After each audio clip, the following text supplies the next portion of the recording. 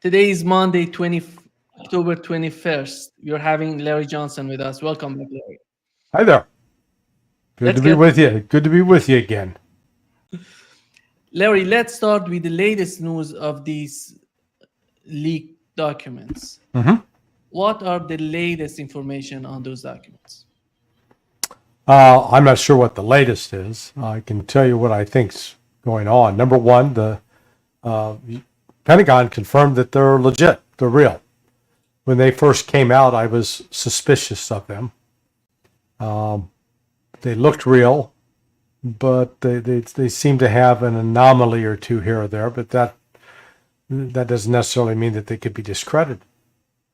Um, the Let's start with what's important about these documents is that I think it definitely will force Israel to postpone, delay its planned strike on Iran. Um, so, because the information contained in those documents, it will enable Iran, with the assistance of either Russia and or China, to anticipate the kind of attack that will come and develop potential countermeasures.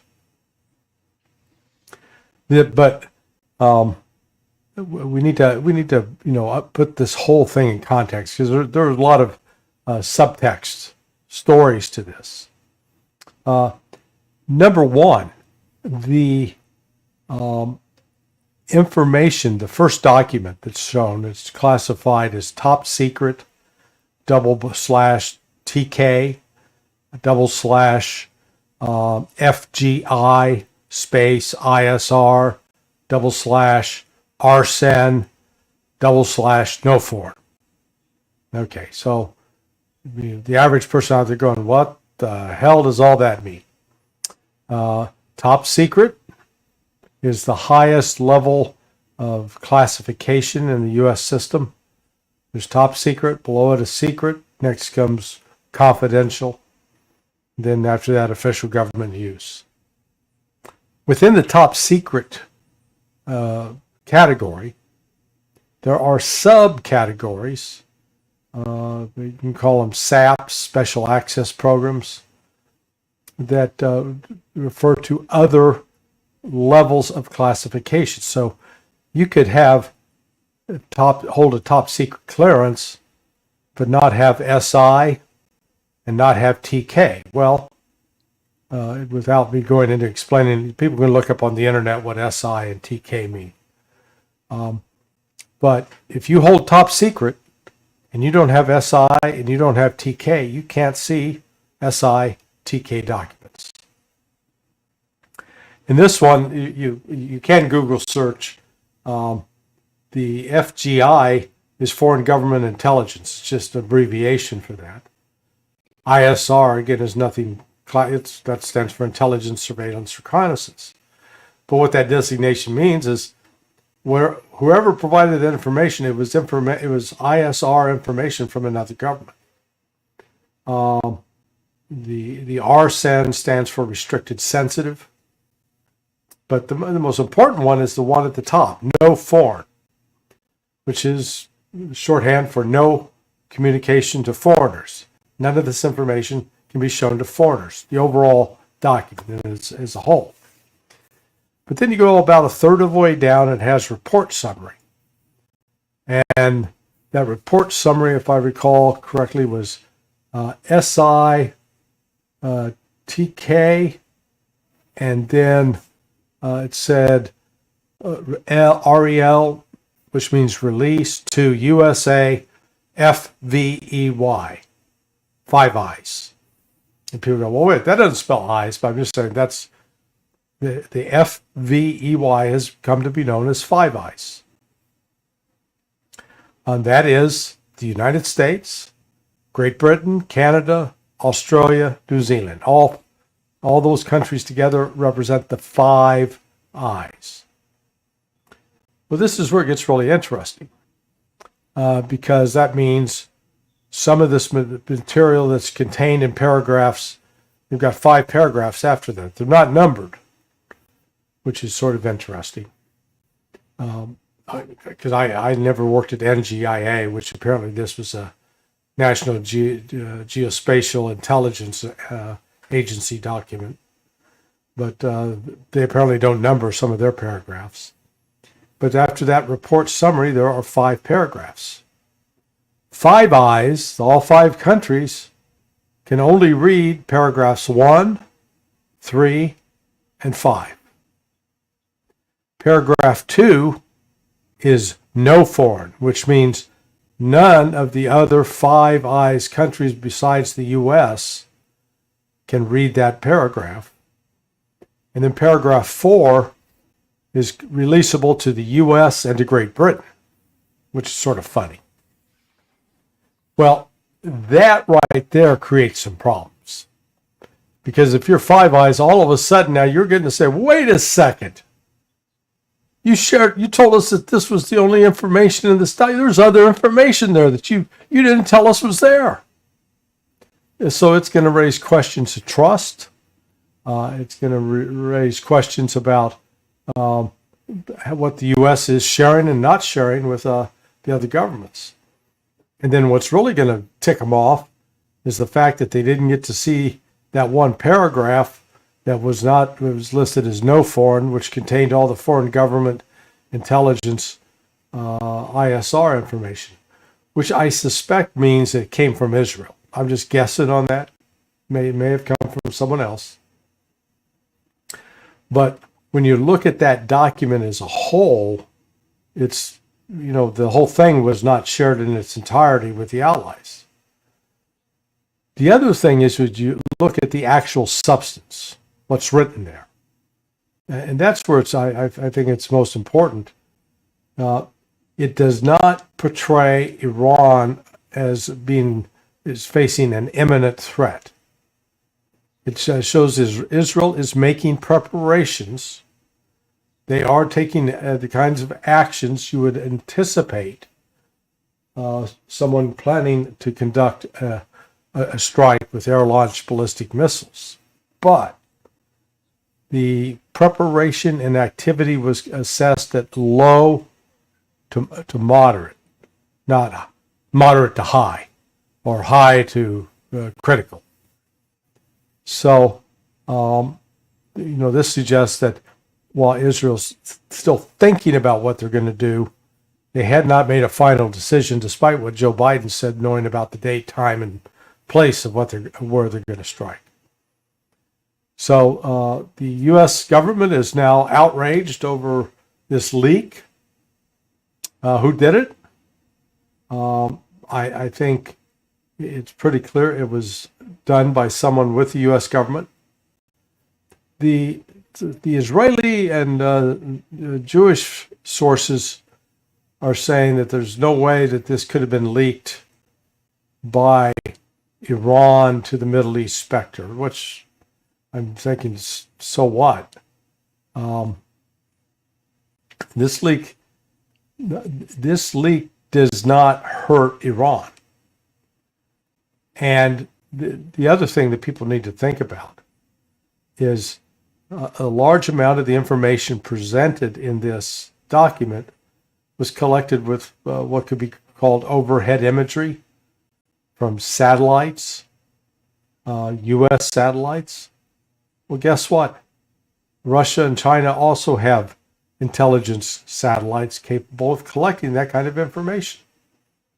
And if anyone thinks for a moment that Iran was sitting there, with his eyes blindfolded and shut, not knowing what was going to come, it's just crazy. It's not true. What this reveal, though, accomplishes, in my view, is it will reassure the Russians, the Chinese, that they're on the same page as the Americans, or they'll recognize, hey, we've missed something, or we're lacking certain information. So I don't know if this was an official leak by the Biden administration, where they allowed it to get out, but they didn't put it in the front pages of the Washington Post and New York Times like they normally do. They used an outlet that would be considered pro-Iranian and therefore not likely to be used by the CIA, which is silly. I mean, the CIA was always using outlets that were aligned with politics, ideologies, and groups that oppose the United States. There's always a possibility that this was someone who was, let's call him a whistleblower, wanting to get it leaked out without exposing themselves in order to try to throw a wrench into the Israeli preparations to try to strike Iran. When you think of these people who decided to leak these documents, do you think that they were afraid of the United States getting involved in a conflict in the Middle East, which is not in favor of the United States right now with the situation that they're having? Or they're thinking that any escalation in the Middle East would not be in the benefit of Israel. They're just trying to protect Israel. Because right now, today, the IRGC sources said to the Fars News, which is Iranian media, and says any Israeli aggression against Iran will be met with a disproportionate response. Yeah.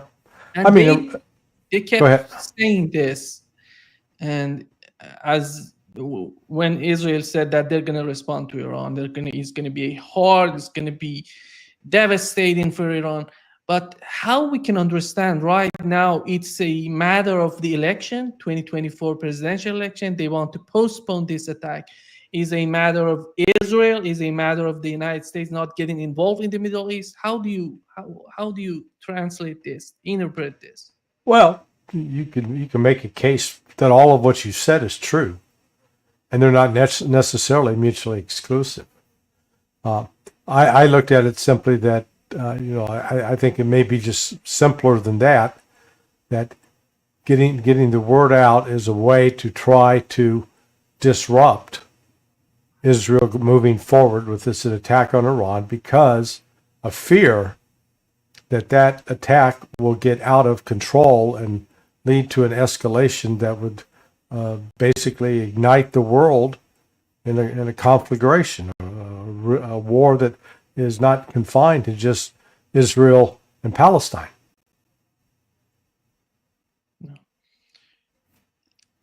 Do we know, Larry, recently IRGC, one of the commanders said that if Israel attacks Iran with nuclear bombs, they're having something bigger than those bombs, much impactful than nuclear bomb. What's your interpretation? What's your speculation on this type of attitude on their part? I don't know. I don't know if it's just idle talk. I've seen people make those kinds of threats. Oh yeah, mine's bigger than yours, and not really being able to back that up. Even if Israel decides to use a nuclear device of some sort, Iran will retaliate massively with, at a minimum, with conventional weapons. And they will go after nuclear sites in Israel and military sites. I mean, again, we won't have control over what's happening. Now, against this backdrop, don't dismiss the possibility of Russia and China both communicating to Israel in back channels to, you better not do anything, because we have a relationship with Iran, and depending on the nature of the attack, you could find yourself fighting us as well. I don't dismiss that at all as another possibility. Again, they're not going to convey it out in public at this point. It would be delivered quietly. So the purpose, well, again, getting back to the purpose of this leak, was to basically remind Israel that everything that they're doing is being seen. It's being watched. If if the planners, if the decision makers are so foolish as to believe that they're able to do this without anybody paying attention, well, that's crazy. We live in a day and age unlike anything in previous history, that you had no way of knowing. We go back to the Cuban Missile Crisis, 1962, was it?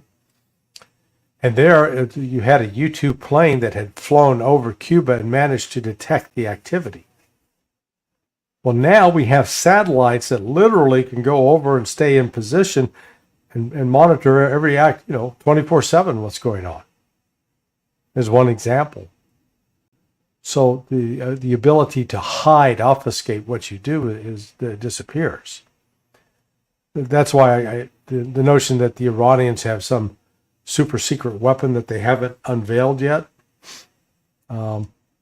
I think what's more likely is they have moved forward with the development of a nuclear device.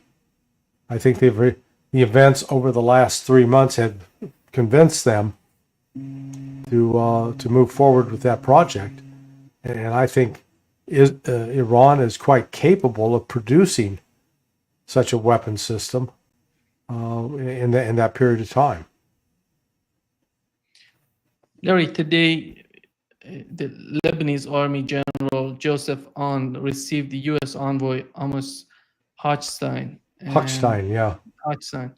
They were discussing how the ways to support the Lebanese army in the light of the current stage. And what do we know from the U.S. foreign policy in Lebanon right now? What are they trying to do, in your opinion? Are they trying to isolate Hezbollah, or they're trying to negotiate with Hezbollah? Well, no, they're not going to negotiate with Hezbollah. They're trying to see if they can somehow build up the desire of the Lebanese to fight Hezbollah and help work with Israel to defeat Hezbollah. This isn't new. They tried it back in 1981, was it? 82? This has been going on for, good God, 42 years? Almost half a century. So, nothing new. The reality is, it's Israel that's killing Lebanese, not Hezbollah. Israel. And the Israelis are great and said, we wouldn't be killing Lebanese if it weren't because Hezbollah was there. Murder is murder. What Israel is doing is not self-defense. Israel is engaged in a war crime and murdering civilians in Lebanon, in Beirut in particular.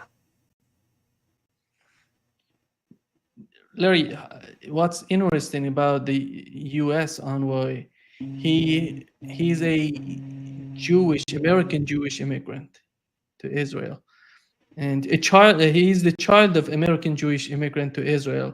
He served in the Israeli Defense Forces prior to moving to Washington. And why this administration is using these people who are connected to Israel, it would be better to use some other people who are not that much connected with Israel to show some sort of respect for the governments there. Well, he's not just connected to Israel. He's an Israeli. He's a Zionist. He's not I don't view him as an American. He can show the passport, but when push comes to shove, who goes first, America or Israel? Israel's first for him, which is, that's his choice. But, don't dress up and pretend to be an American, when in fact the thing you're primarily serving is the Zionist interests of Israel at present. Yeah. I think the Blinken's people, the Biden administration with the State Department, Blinken and his people, are totally clueless when it comes to Ukraine, when they are connected to Ukraine. Whatever they do, everybody knows what is their main goal. Right now in the Middle East, they're connected to Netanyahu and the people in the Netanyahu administration. It's unbelievable how the Biden administration is dominated with these people. Yeah, I mean, what we're looking at. I mean, it really it is a Jewish problem, and I'm not trying to indict all Jews and all of Judaism, but come on, the people like Blinken, like the Newlands with respect to Ukraine, are the descendants of Jews who immigrated primarily from Ukraine, not when it was under the control of, they come from Ukraine. They blame Russia for the persecution, but a lot of the persecution of the Jews originated out of what we now know as Western Ukraine, where the heavy Catholic influence. The Russian Orthodox Church was not nearly as brutal as the Catholic Church was with respect to Jews. But, they've got a grievance against Russia.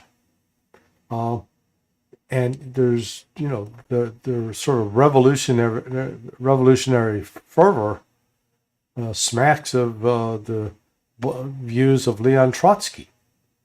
And the Trotskyist view, again, Trotsky was a radicalized Jew, but not a practitioner of Judaism. He was more bent on worldwide revolution and promoting that. So, and then we get involved with we got to go to fight Israel. I mean, it's, you're not seeing this isn't happening with the Han Chinese or the Sindhis in India or Scotch Irish or, the Guatemalans. This is, we get all wrapped up with these, I'll call them Jewish grievances that spring out of, the fact that the pogroms that took place in Ukraine back in the day. Yeah, look at almost all of the early Jewish leaders came out of either Poland or what we now know as Ukraine. Yitzhak Shamir, Golda Meir,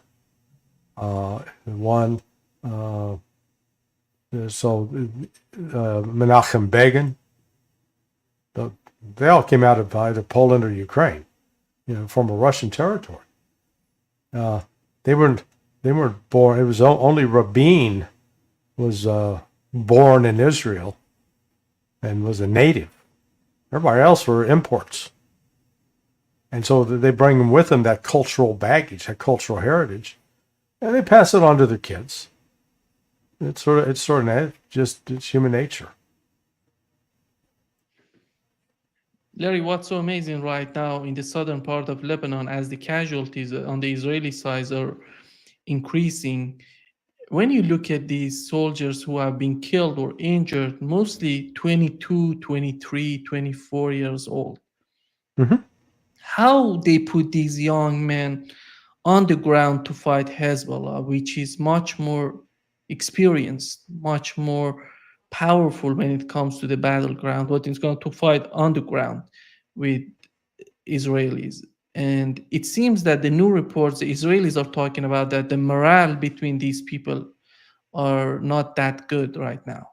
Well, I mean, this has been a long-standing problem, shortcoming of the Israeli military.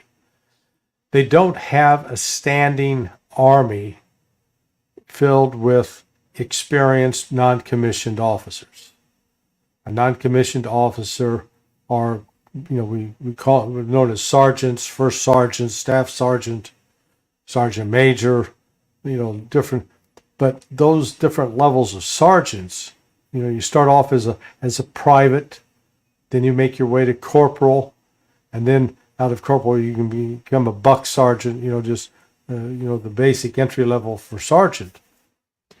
But what that means is if you start as a private and you wind up as a sergeant, excuse me, you may have been in 4 or 5 years. Well, when you look at the age and ranks of these Israelis, they got an Israeli who's 22, who's a staff sergeant, and an Israeli who's 23, who's the first sergeant, an Israeli who's 24, who's a major.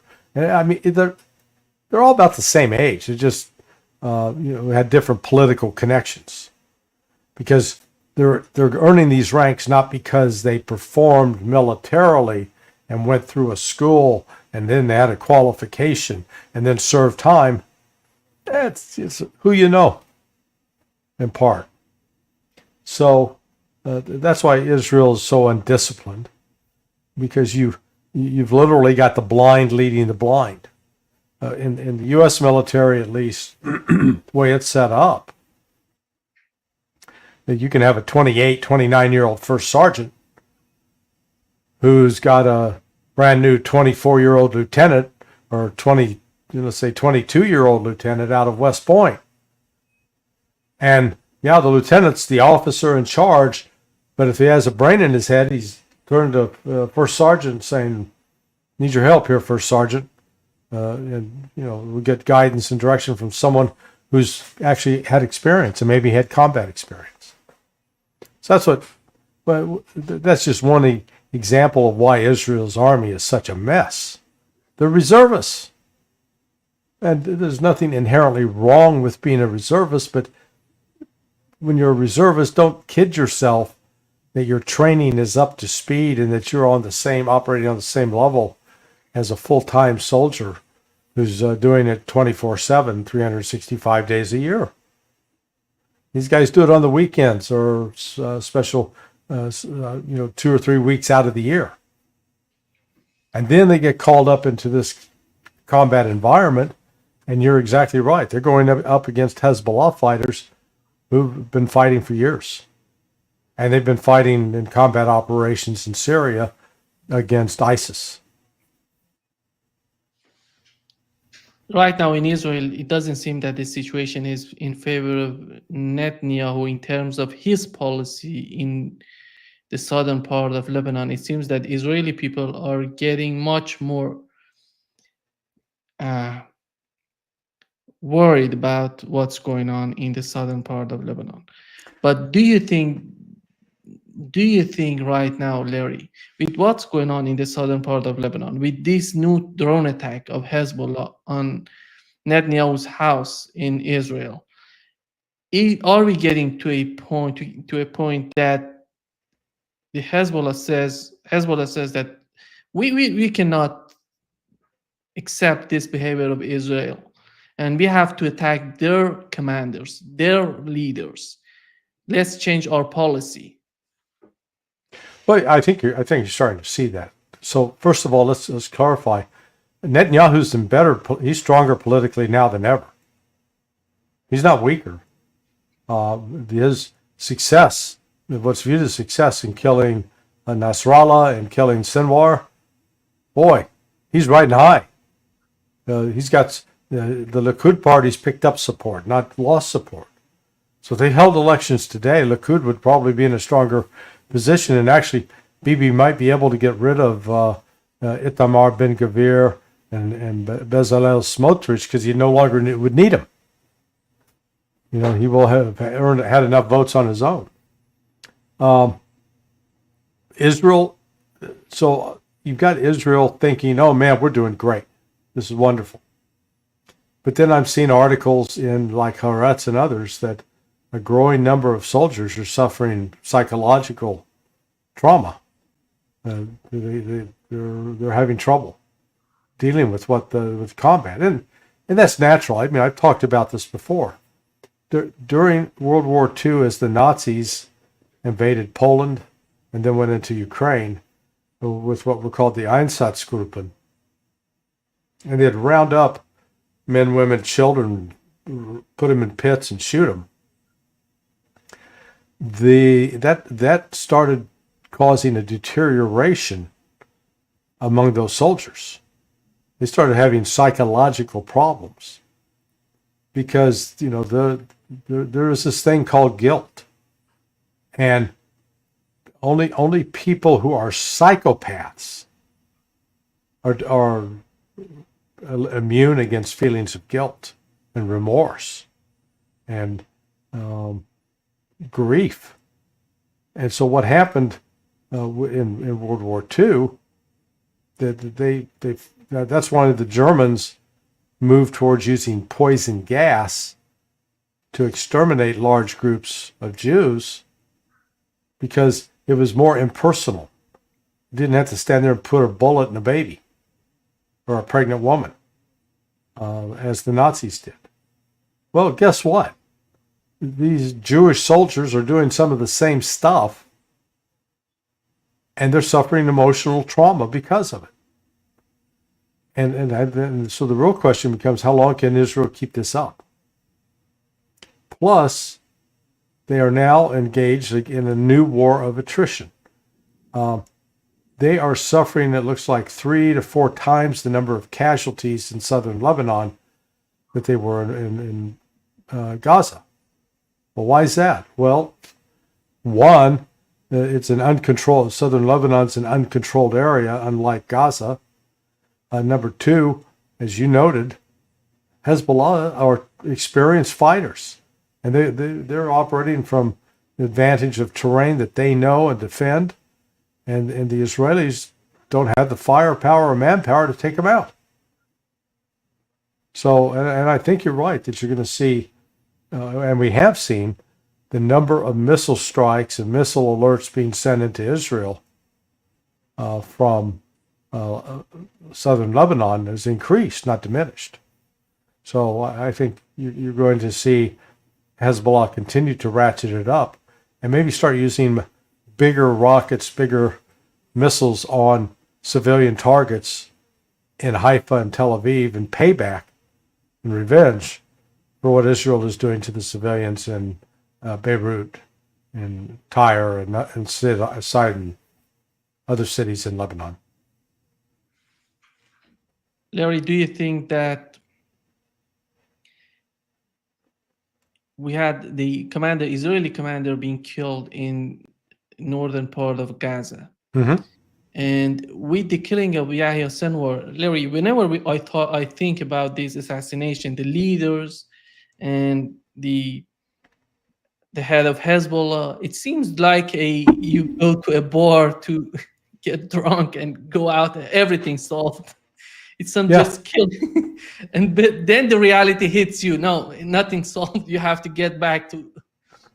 Well, I mean, they killed Nasrallah 3 weeks ago, right?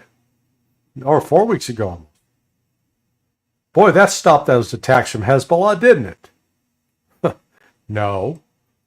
In fact, the attacks have intensified. No, they killed Sinwar, the head of the Hamas. That'll bring those. Free the captives, free the hostages, and bring an end to the fighting. No. It's going to go on. I had written, without any, it's just a matter of opinion, that killing Sinwar was going to, blow up on the Israelis, backfire. Because the way he was killed, the way he died, and the Israelis stupidly publicizing it to transform the guy, in my view, to a hero. And, if you look at Jewish culture, Jewish history, you've got the entire Battle of Masada, the second uprising of the Jews against the Romans, trying to throw them out.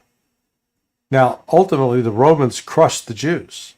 In fact, the Jews, like 964 of the final survivors killed themselves rather than surrender. Oh, that destroyed Judaism, didn't it? That made all the Jews weep and say, oh, woe is us, we're lost. No, it's celebrated in a way as a victory, as a heroic struggle. In the same way that the Jewish students in the Warsaw Ghetto during World War II rose up, out of Leon Uris made it famous with his book Mila 18, that they were outnumbered by the Germans and ultimately were destroyed. A few got away. I think there were like 8 survivors. They went on to fight and survive and and wound up living in Israel. But again, that's not viewed as weakness, a defeat. That stands as a memory of fighting. So, the Israelis are so stupid in acting this way, not even remembering their own history. How, events. It'd be one thing if they had a video of Sinwar crying, "Oh, please don't hurt me. I don't want to die. I'm afraid." They had that. Yeah, that would have been bad. But they don't have that. They have a guy with his hand blown off, still trying to fight.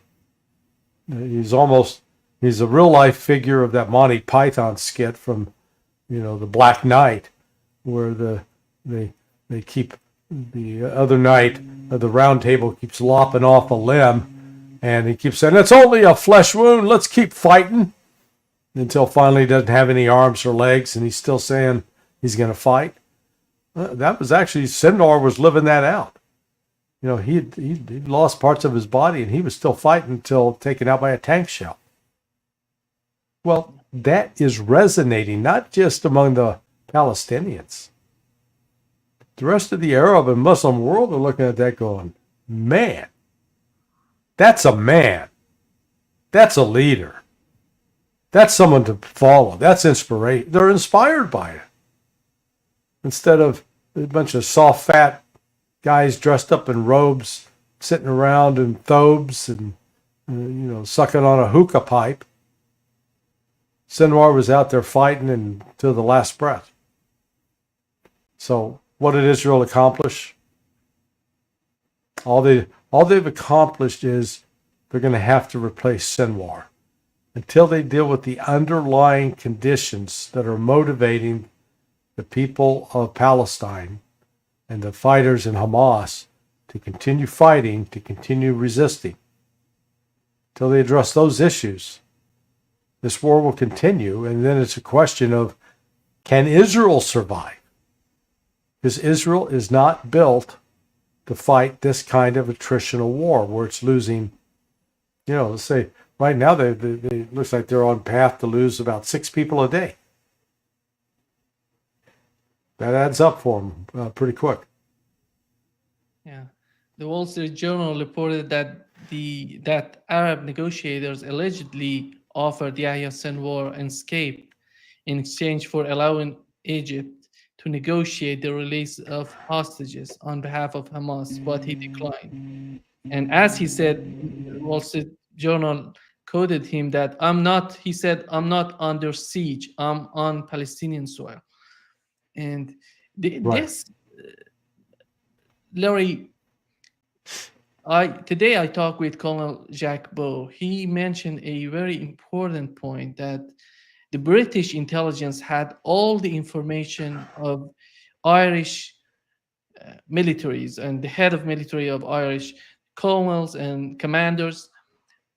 And when he asked the British intelligence, if you have all those information, why you're not killing them? And they said, why should we do that? Because if we kill him, we don't know who's going to replace him. We're going to destroy everything we gathered so far. Mm-hmm. It's just against us, not against them. It's the way that Israelis are doing right now. Yeah, no, that is again, that's a point I've made all along. You always have to ask, what comes next? Are you going to get somebody replacing Nasrallah, the head of Hezbollah, for example, who's wants to convert to Judaism, who says, "Oh no, we need to stop fighting. This is wrong"?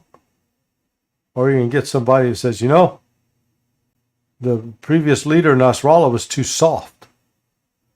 He was too lenient. He was too trusting. We're going to no longer be any of those. We're going to fight and fight hard.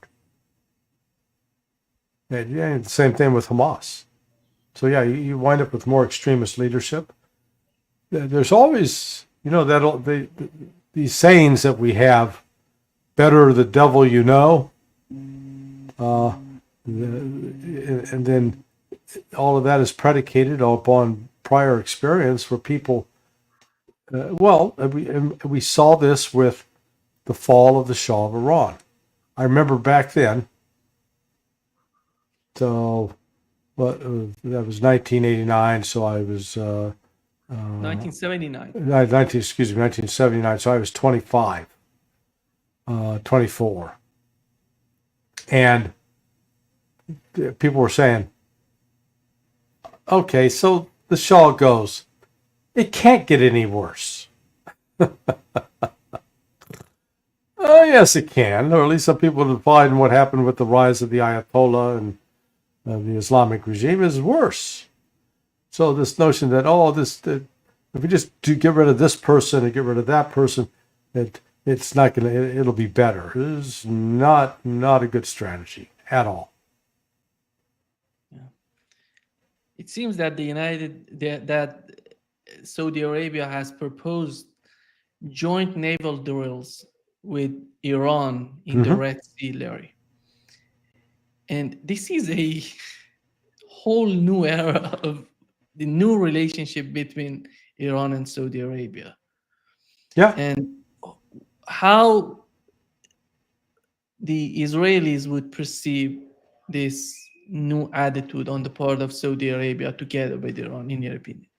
Well, in the past, they were counting on Saudi Arabia to actually have part of their back so that they could be in a position to attack Iran, because Saudi Arabia was seen as antagonistic towards Iran. Russia and China, working with both the Saudis and the Iranians, have solved that problem, temporarily at least. And both Saudi foreign minister is going to be in Kazan, Russia tomorrow. Well, he's already there. It's already tomorrow in Russia. To participate in Brics, as is Iran, who's a Brics member. So they're seeing this alternative financial world, not just confined to trade, but it's going to spill over into politics and military cooperation and a whole array of things. I think some of the Saudis are waking up to the fact that the West doesn't have their best interests at heart at all. No. Larry, I'm going to put a video in which Netanyahu is trying to define terrorism. Let's see what he's talking about. Is target the innocent deliberately. And therefore my definition of terrorism is the systematic and deliberate attack, the murder, maiming, and menacing of innocents, civilians, for political goals. You can tell a lot about terrorists, but what happens when they come to power? Those who fight for freedom and come to power do not impose terrorism. Those who do, who fight in terroristic means, end up as being masters of terrorist states. Yeah. I like that Netanyahu. He's a smart guy. He's right. I agree with everything he said. Yeah, that's what terrorism is. So based on that definition, who's the number one terrorist in the Middle East today? Israel.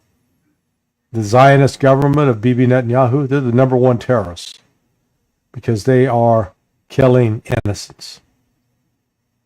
Yeah. The Russian, shifting the gear to the conflict in Ukraine, Russian ambassador to the United Kingdom, he's talking about how to put an end to the conflict in Ukraine, Larry. Here is what he said.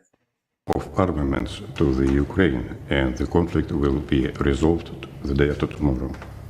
Is there any chance that Vladimir To stop Putin... the armament supplies. Is there any chance that Vladimir Putin will budge? Because it may be that he will put such strain on his country that in the end it will be impossible for him to hold on. Laura, it's a wrong assumption that there is a big strain economically on Russia.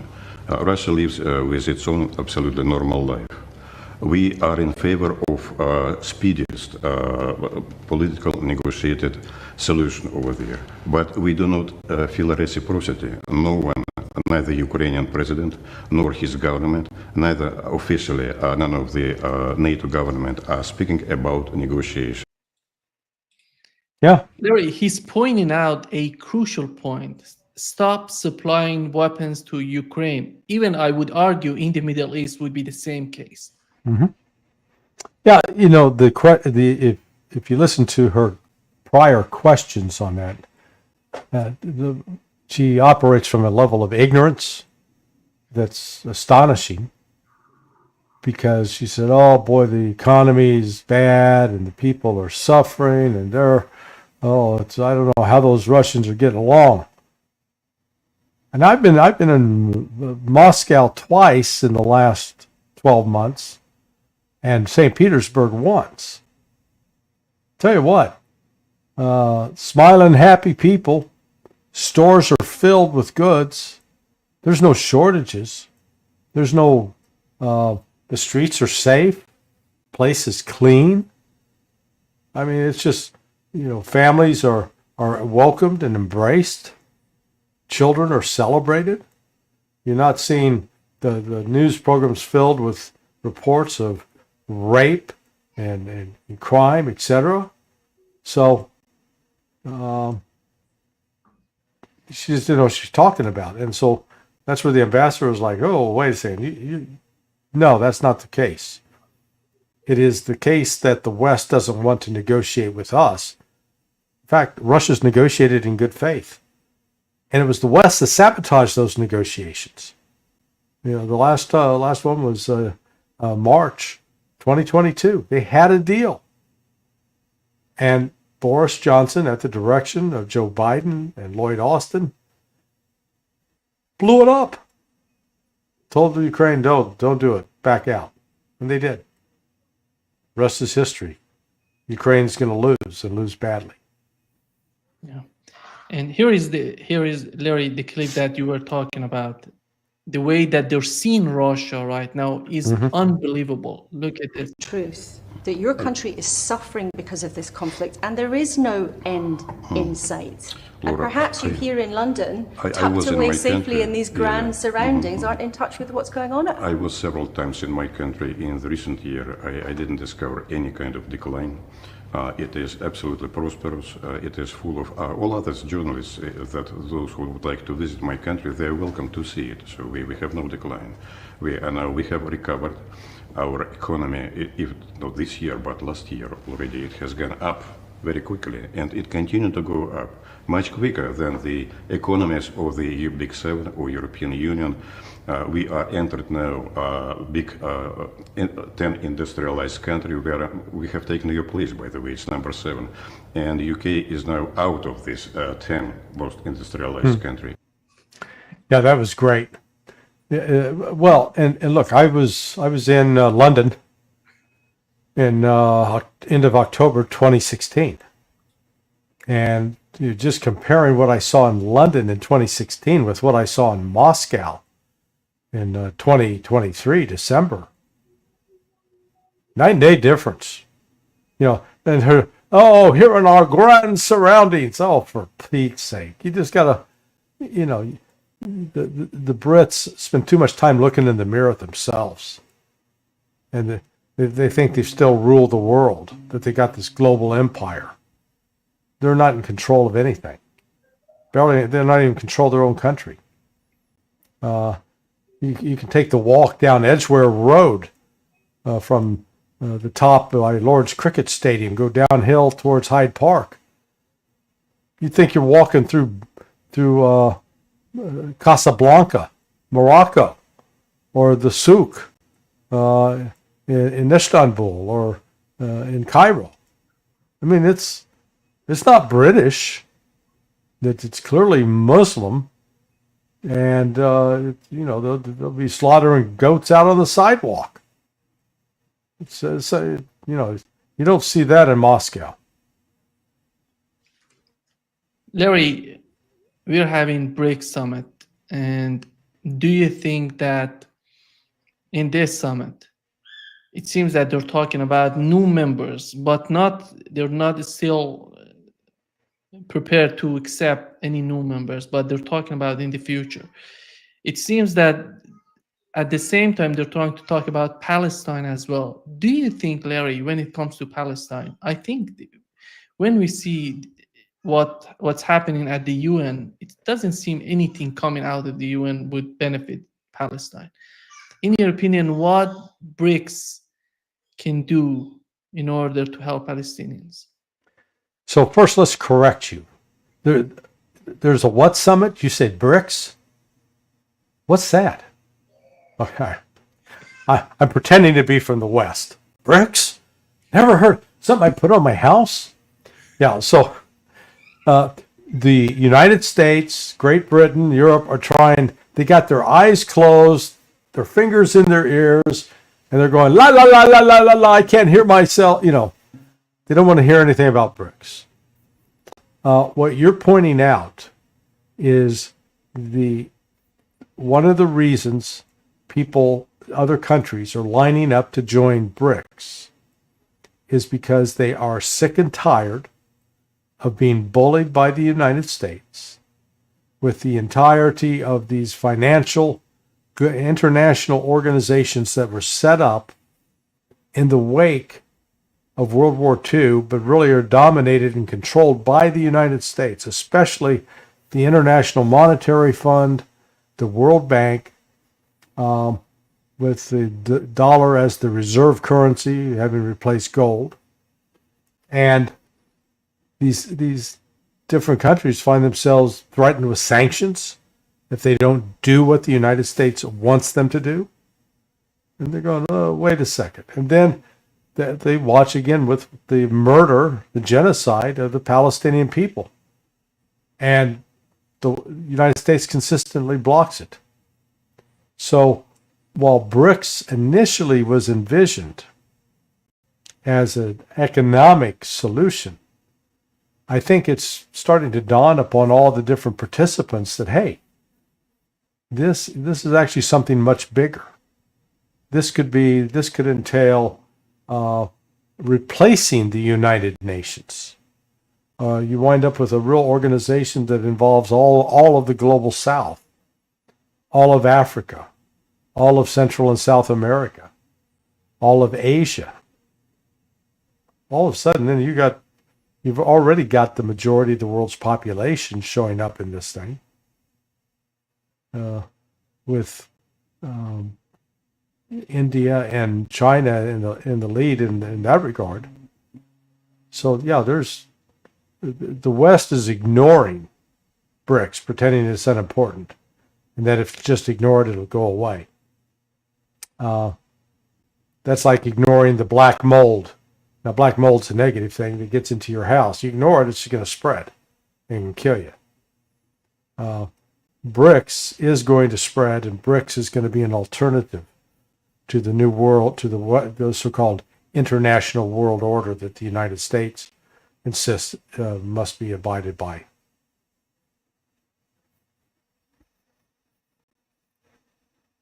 I think you're muted.